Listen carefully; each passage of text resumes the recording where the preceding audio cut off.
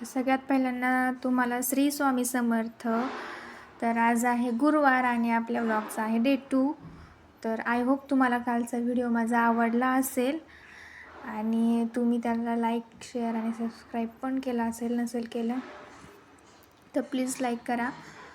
आणि आता माझी पूजा करायची बाकी आहे, तर चला मी तुम्हाला पूजा दाखवते. बाय. उंबरठा पूजन हे घरातील सुख समृद्धी आणि लक्ष्मीच्या आगमनासाठी केले जाते.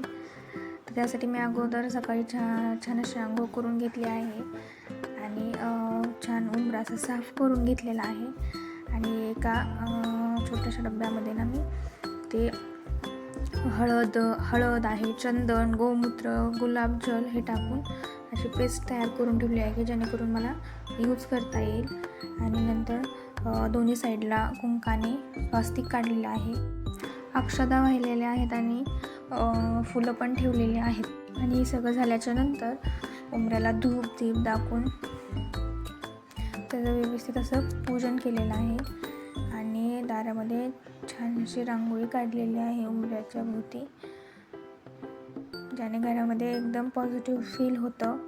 घरातील लक्ष्मी बाहेर जात नाही आणि बाहेरची नकारात्मक ऊर्जा घरातसुद्धा येत नाही. आणि गुरुवार हा विष्णू आणि लक्ष्मीचा दिवस असल्याने उंबरठा पूजन केल्याचे अत्यंत शुभ असे मानले जाते. हे अशा प्रकारे माझे उंबरठ्याचे पूजन झालेलं आहे. आणि नंतर मी लगेचच देवपूजा करायला घेतली.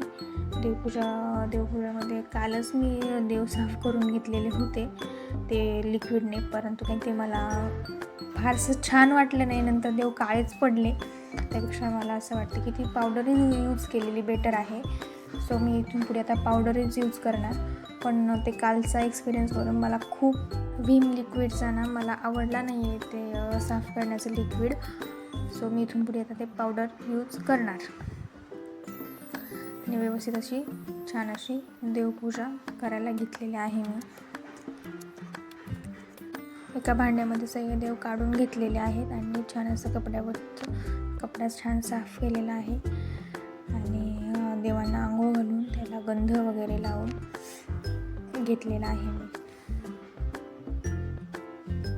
गुरुवारी ना माझे देवांना गजरे राहतात, पण इथून मार्केट खूप दूर आहे, त्याच्यामुळे ना मला जाणं परवडणार नाही आहे. आणि त्यात मला ते ऊन पण भरपूर आहे, मी काही जाऊ शकणार नाही मार्केटला. त्यामुळे खाली गेले लॉनमधून छान अशी चाफ्याची फुलं आणले.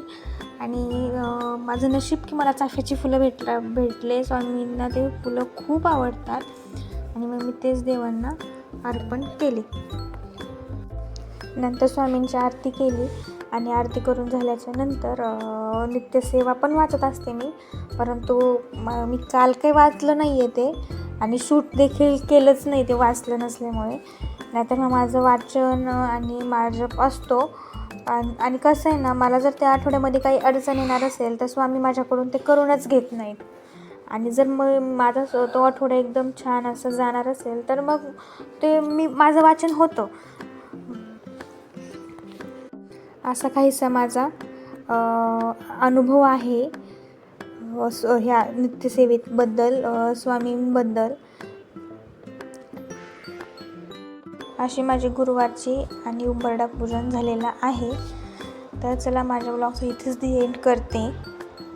आणि माझा व्हिडिओ आवडला असेल तर प्लीज लाईक करा, शेअर करा आणि सबस्क्राईब करा.